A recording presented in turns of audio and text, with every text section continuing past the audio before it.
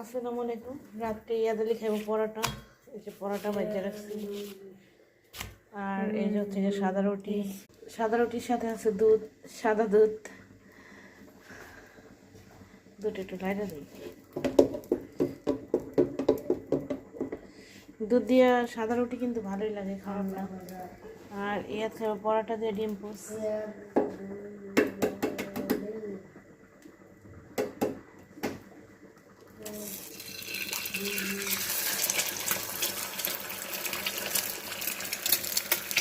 গ্রামে থাকলে একটা সুবিধা, একদম পিওর খাঁটি সলিড দুধ খাওয়া যায়, আর সলিড শাক সবজিও পাওয়া যায়।